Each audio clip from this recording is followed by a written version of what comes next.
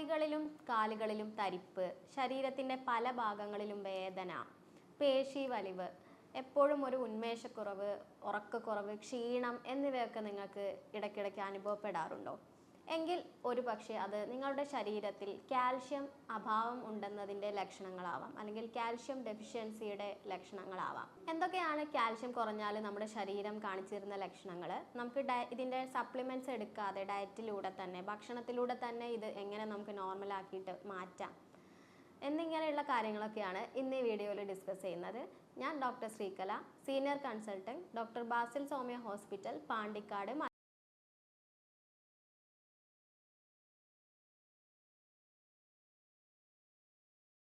എന്ന് പറയുന്നത് നമ്മുടെ ശരീരത്തിൽ വളരെ അത്യാവശ്യമായുള്ള ഒരു എലമെൻ്റ് ആണ്. നമ്മുടെ ശരീരത്തിൽ ഒരുപാട് ഫങ്ഷൻസ് ഉണ്ട് കാൽഷ്യത്തിന്. നോർമലി ഒരാൾക്ക് 8.5 മുതൽ 10.2 മില്ലിഗ്രാം പെർ ഡെസിലിറ്റർ ആണ് കാൽഷ്യം രക്തത്തിൽ വേണ്ടത്. എന്നാൽ ഇത് ഈ 8.5 നിന്ന് കുറയുമ്പോഴൊക്കെയാണ് ഒരാൾക്ക് കാൽഷ്യം ഡെഫിഷ്യൻസിയുടെ ലക്ഷണങ്ങളും കാര്യങ്ങളൊക്കെ കണ്ടുവരുന്നത്. എന്നാൽ ഇത് പലപ്പോഴും നമ്മൾ ശ്രദ്ധിക്കാതെ പോകും. എപ്പോഴും ക്ഷീണം അനുഭവപ്പെടുക, തരിപ്പ് അനുഭവപ്പെടുക, അല്ലെങ്കിൽ പല ഭാഗങ്ങളിൽ വേദന എന്നൊക്കെ പറയുമ്പം അതിന് പ്രത്യേകിച്ചൊരു കാരണം നമുക്ക് കണ്ടെത്താൻ സാധിക്കാത്തതുകൊണ്ട് നമുക്കിത് കാൽഷ്യത്തിൻ്റെ കുറവാണ് എന്നുള്ളത് പലപ്പോഴും തിരിച്ചറിയാൻ സാധിക്കാറില്ല. അപ്പോൾ ഇത്തരത്തിലുള്ള ലക്ഷണങ്ങൾ ഉള്ളവർ തീർച്ചയായിട്ടും അവരുടെ ബ്ലഡിൽ കാൽഷ്യം ഒന്ന് ചെക്ക് ചെയ്ത് നോക്കുക. അത് കുറവാണ് എന്നുണ്ടെങ്കിൽ അത് കൂട്ടാൻ വേണ്ടിയിട്ടുള്ള ഭക്ഷണങ്ങൾ കഴിക്കാം. ഭക്ഷണങ്ങൾ കഴിച്ചിട്ടും കൂടുന്നില്ല എന്നുണ്ടെങ്കിൽ മാത്രമാണ് നിങ്ങൾ സപ്ലിമെൻറ്റ്സ് എടുക്കേണ്ട ഒരു അവസ്ഥയിലേക്ക് വരുന്നത്. നമ്മുടെ ശരീരത്തിൽ നമ്മുടെ തൈറോയ്ഡ് ഗ്രന്ഥിയുടെ ബാക്കിലായിട്ടുള്ള ഒരു ഗ്രന്ഥിയാണ് പാരാതൈറോയ്ഡ് ഗ്രന്ഥി എന്ന് പറയുന്നത്. ഇതിൽ ഹോർമോണുകളാണ് നമ്മുടെ രക്തത്തിലുള്ള കാൽഷ്യത്തിൻ്റെ അളവിനെ കൺട്രോൾ ചെയ്യുന്നത്. അപ്പം ഈ കാൽഷ്യം ഡെഫിഷ്യൻസി വരാനുള്ള പ്രധാനപ്പെട്ട കാരണങ്ങൾ എന്ന് പറയുന്നത് പ്രധാനമായും നമ്മുടെ ഡയറ്റിൽ, നമ്മുടെ ഭക്ഷണത്തിൽ കാൽഷ്യം കുറവ് കഴിക്കുമ്പോൾ അങ്ങനെ വരാനുള്ള സാധ്യത ഉണ്ട്. അതുകൂടാതെ ഞാൻ നേരത്തെ പറഞ്ഞതുപോലെ ഹൈപ്പോ പാരാതൈറോയിഡിസം എന്ന് പറഞ്ഞ കണ്ടീഷൻ, നമ്മുടെ പാരാതൈറോയ്ഡ് ഗ്രന്ഥി വേണ്ടത്ര രീതിയിൽ അതിൻ്റെ ഹോർമോൺസിനെ ഉൽപ്പാദിപ്പിക്കുന്നില്ലെങ്കിൽ കാൽഷ്യം കുറയാനുള്ള ചാൻസ് ഉണ്ട്. എന്നാൽ ഇത് വളരെ അപൂർവമായിട്ടുള്ള ഒരു കണ്ടീഷനാണ്. അതുകൂടാതെ നമ്മുടെ കാൽഷ്യത്തിൻ്റെ അബ്സോർപ്ഷന്, ആഗിരണത്തെ സഹായിക്കുന്ന ഒരു പ്രധാനപ്പെട്ട ഒരു വൈറ്റമിനാണ് വൈറ്റമിൻ ഡി എന്ന് പറയുന്നത്. ഈ വൈറ്റമിൻ ഡി നമ്മുടെ ശരീരത്തിൽ കുറഞ്ഞാലും കാൽഷ്യത്തിൻ്റെ അബ്സോർപ്ഷൻ കുറയുന്നത് വഴി കാൽഷ്യം നമ്മുടെ ശരീരത്തിൽ കുറയാനുള്ള സാധ്യത ഉണ്ട്. അതുകൂടാതെ മഗ്നീഷ്യം കുറഞ്ഞാലും ഇങ്ങനെ കാൽഷ്യം കുറയാനുള്ള സാധ്യത ഉണ്ട്. കൂടാതെ നിങ്ങൾ കുറേ കാലമായിട്ട് സ്റ്റിറോയിഡ് മെഡിസിൻസ് ഒക്കെ കഴിക്കുന്ന ആളുകളാണ് എന്നുണ്ടെങ്കിൽ കാൽഷ്യം കുറയാം. കൂടാതെ നിങ്ങളുടെ കിഡ്നി അല്ലെങ്കിൽ കരളിനൊക്കെ എന്തെങ്കിലും അസുഖങ്ങൾ ഉള്ളവരാണ് എന്നുണ്ടെങ്കിൽ, കിഡ്നിയിലൊക്കെ നോക്കുകയാണെന്നുണ്ടെങ്കിൽ നമ്മുടെ വൈറ്റമിൻ ഡിൻ്റെ കൺവേർഷനൊക്കെ സഹായിക്കുന്ന ഒരു അവയവമാണ് നമ്മുടെ കിഡ്നി എന്ന് പറയുന്നത്. അപ്പോൾ കിഡ്നി ഡാമേജോ കിഡ്നിക്ക് എന്തെങ്കിലും അസുഖങ്ങളൊക്കെ വന്നിട്ടുണ്ടെങ്കിൽ ഈ വൈറ്റമിൻ ഡി കുറയുകയും കാൽഷ്യത്തിൻ്റെ അബ്സോർപ്ഷൻ കുറയാനും ചാൻസ് ഉണ്ട്. കൂടാതെ പാൻക്രിയാറ്റൈറ്റിസ് പോലുള്ള കണ്ടീഷൻസ്, അതിനോടൊപ്പം തന്നെ നമ്മുടെ ഇൻഫ്ലമേറ്ററി ബവൽ ഡിസീസുകളായിട്ടുള്ള അൾസറേറ്റീവ് കോളൈറ്റിസ്, ക്രോൺസ് ഡിസീസിലൊക്കെ ഈ കാൽഷ്യത്തിൻ്റെ അബ്സോർപ്ഷൻ കുറയുന്നത് കൊണ്ട് നമ്മുടെ ശരീരത്തിൽ കാൽഷ്യം കുറഞ്ഞു വരാനുള്ള സാധ്യത ഉണ്ട്. അപ്പോൾ കാൽഷ്യം കുറഞ്ഞാൽ നമ്മുടെ ശരീരം കുറച്ച് ലക്ഷണങ്ങൾ കാണിക്കും.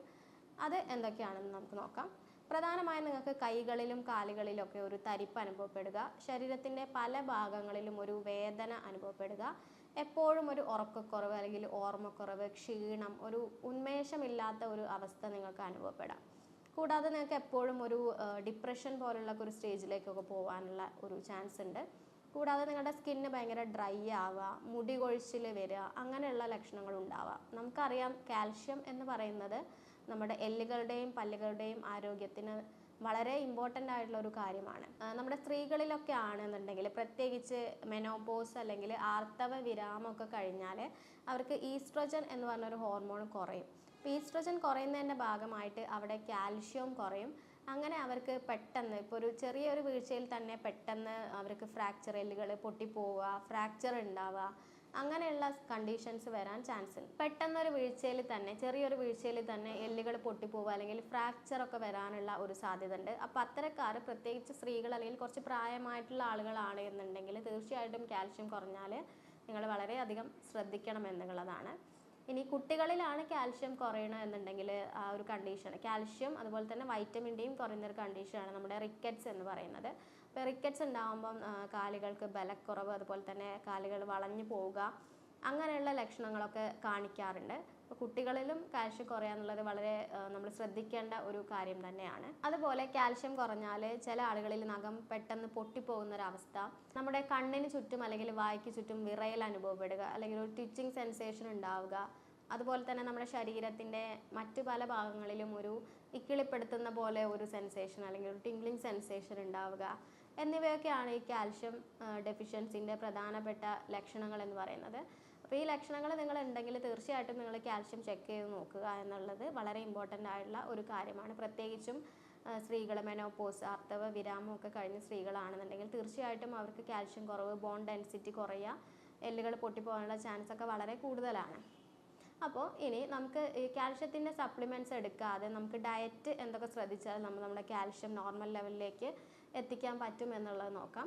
പ്രധാനമായും നിങ്ങൾക്ക് അറിയുമായിരിക്കും പാലുൽപ്പന്നങ്ങളിലൊക്കെ ധാരാളമായിട്ട് കാൽഷ്യം അടങ്ങിയിട്ടുണ്ട്.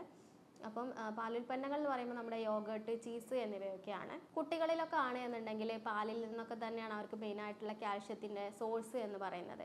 എന്നാൽ ചില ആളുകൾക്ക് ഈ ലാക്ടോസ് ഇൻടോളറൻസ് പോലുള്ള അസുഖങ്ങൾ ഉണ്ടാവും.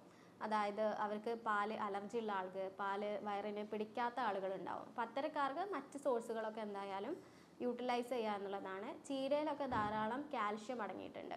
അപ്പോൾ നിങ്ങളൊരു ദിവസം ഓരോ കപ്പ് ചീര ഒരു 5 ദിവസം വെച്ചോ കഴിക്കുകയാണെന്നുണ്ടെങ്കിൽ നിങ്ങളുടെ ശരീരത്തിന് ആവശ്യമായ കാൽഷ്യം അതിൽ നിന്ന് തന്നെ കിട്ടും. കൂടാതെ നമ്മുടെ ബദാം അല്ലെങ്കിൽ ആൽമണ്ട്, അത് നിങ്ങൾ ദിവസവും ഒരു 5 to 10 ബദാം നിങ്ങൾ കുതിർത്ത് കഴിക്കുകയാണെന്നുണ്ടെങ്കിൽ നിങ്ങളുടെ ശരീരത്തിന് ആവശ്യമായിട്ടുള്ള കാൽഷ്യം അതിൽ നിന്ന് തന്നെ നമുക്ക് കിട്ടുന്നതാണ്. കൂടാതെ നമ്മുടെ ആപ്രിക്കോട്ട്, കൂടാതെ നമ്മുടെ പഴങ്ങളായിട്ടുള്ള കിവി, ഓറഞ്ച്, ബെറീസ് എന്ന് പറയുമ്പോൾ എല്ലാ തരത്തിലുള്ള ബെറീസ്, നമ്മുടെ സ്ട്രോബെറീസ്, ബ്ലൂബെറീസ് അതിലൊക്കെ ഉണ്ട്. കൂടാതെ പപ്പായ, പൈനാപ്പിൾ അങ്ങനെയുള്ള ഫ്രൂട്ട്സിലൊക്കെ ധാരാളം കാൽഷ്യം അടങ്ങിയിട്ടുണ്ട്. നമ്മുടെ വാട്ടർമെലൺ, തണ്ണിമത്തന്, മുന്തിരി എന്നിവയിലും അടങ്ങിയിട്ടുണ്ട്. അതുകൂടാതെ നമ്മുടെ തൈര്, കേടിലും കാൽഷ്യം അടങ്ങിയിട്ടുണ്ട്. കൂടാതെ നമ്മുടെ സോയാബീൻ എന്ന് പറയുമ്പോൾ അതിൻ്റെ നട്ട്സ്, അതുപോലെ തന്നെ അതിൻ്റെ സോയാബീൻ മിൽക്കൊക്കെ ഇന്ന് അവൈലബിൾ ആണ്. അപ്പോൾ അതും നമുക്ക് കാൽഷ്യത്തിന് വേണ്ടിയിട്ട് ഉപയോഗിക്കാവുന്നതാണ്. കൂടാതെ മീനുകളിൽ ധാരാളം കാൽഷ്യം അടങ്ങിയിട്ടുണ്ട്. ഫിഷ്, മധുരക്കിഴങ്ങ് എന്നിവയിലൊക്കെ കാൽഷ്യം ഉണ്ട്. അതുപോലെ തന്നെ കാൽഷ്യത്തിൻ്റെ അബ്സോർപ്ഷന് വളരെ വേണ്ടപ്പെട്ട ഒരു വൈറ്റമിനാണ് വൈറ്റമിൻ ഡി എന്ന് പറയുന്നത്. അപ്പോൾ ഈ വൈറ്റമിൻ ഡിൻ്റെ പ്രധാനപ്പെട്ട ഒരു സോഴ്സാണ് നമ്മുടെ സൺലൈറ്റ് അല്ലെങ്കിൽ സൂര്യപ്രകാശം. അപ്പോൾ വൈറ്റമിൻ ഡി കിട്ടാൻ നിങ്ങൾ സൂര്യപ്രകാശം കൊണ്ടാൽ തന്നെ അത്യാവശ്യത്തിനുള്ള വൈറ്റമിൻസ് നിങ്ങളുടെ ശരീരത്തിലേക്ക് എത്തും. അപ്പം അങ്ങനെ കാൽഷ്യത്തിൻ്റെ അബ്സോർപ്ഷനെയും അത് സഹായിക്കും. അപ്പോൾ നിങ്ങൾ ഇത്തരത്തിലുള്ള ലക്ഷണങ്ങളൊക്കെ അനുഭവിക്കുന്നുണ്ടോ എന്നുള്ളത് നോക്കുക. കൂടാതെ ഇങ്ങനെ ഉണ്ട് എന്നുണ്ടെങ്കിൽ തീർച്ചയായിട്ടും നിങ്ങൾ ബ്ലഡ് ചെക്ക് ചെയ്ത് നോക്കുക. കാൽഷ്യം കുറവാണെന്നുണ്ടെങ്കിൽ നിങ്ങളുടെ ഡയറ്റിലൂടെ അത് മാക്സിമം നമ്മുടെ ശരീരത്തിലേക്ക് എത്തിക്കാൻ വേണ്ടി ശ്രദ്ധിക്കുക. വൈറ്റമിൻ ഡി അടങ്ങിയിട്ടുള്ളതും കാൽഷ്യം അടങ്ങിയിട്ടുള്ളതുമായ ഭക്ഷണങ്ങളും നിങ്ങൾ കഴിക്കുക. നമ്മളിവിടെ ചെയ്യണത് ആ ഒരു രോഗീൻ്റെ ശാരീരികമായിട്ടുള്ളതും മാനസികമായിട്ടുള്ള പ്രത്യേകതകളൊക്കെ പഠിച്ച് അതിനുശേഷം ജർമ്മൻ പൊട്ടൻസി മെഡിസിനുകളാണ് നമ്മൾ ട്രീറ്റ്മെൻറ്റിന് വേണ്ടിയിട്ട് ഉപയോഗിക്കുന്നത്. അപ്പം ഇതിന് വേണ്ടിയിട്ട് നമ്മൾ ആർട്ടിഫിഷ്യൽ ഇൻ്റലിജൻസിൻ്റെയും യൂറോപ്യൻ നിർമ്മിത സോഫ്റ്റ്വെയർസിൻ്റെ ഒക്കെ സഹായം തേടുന്നതാണ്. അങ്ങനെ ഒരു ഇൻഡിവിജ്വലിസ്റ്റിക് അല്ലെങ്കിൽ ഒരു ഹോളിസ്റ്റിക് അപ്രോച്ചിലൂടെയാണ് നമ്മൾ ഈ ലക്ഷണങ്ങളും അതുപോലെ തന്നെ ഈ ഡെഫിഷ്യൻസികളൊക്കെ നമ്മൾ ട്രീറ്റ്മെൻറ്റ് ചെയ്യുന്നത്. അപ്പം ഹോസ്പിറ്റലിൽ നേരിട്ട് വരാൻ ബുദ്ധിമുട്ടുള്ളവർക്ക് ഓൺലൈൻ കൺസൾട്ടേഷൻ വഴി മെഡിസിൻസ് വീട്ടിലെത്തിക്കുന്നതായിരിക്കും. അപ്പോൾ ഇതുമായി ബന്ധപ്പെട്ട് നിങ്ങൾക്ക് എന്തെങ്കിലും സംശയങ്ങൾ ഉണ്ടെങ്കിൽ താഴെ ഞാൻ എൻ്റെ വാട്സപ്പ് നമ്പർ കൊടുക്കുന്നുണ്ട്, അതിൽ നിങ്ങൾക്ക് ചോദിക്കാവുന്നതാണ്. സ്നേഹത്തോടെ ഡോക്ടർ ശ്രീകല, ഡോക്ടർ ബാസിൽ സോമയ ഹോസ്പിറ്റൽ, പാണ്ടിക്കാട്, മലപ്പുറം ജില്ല.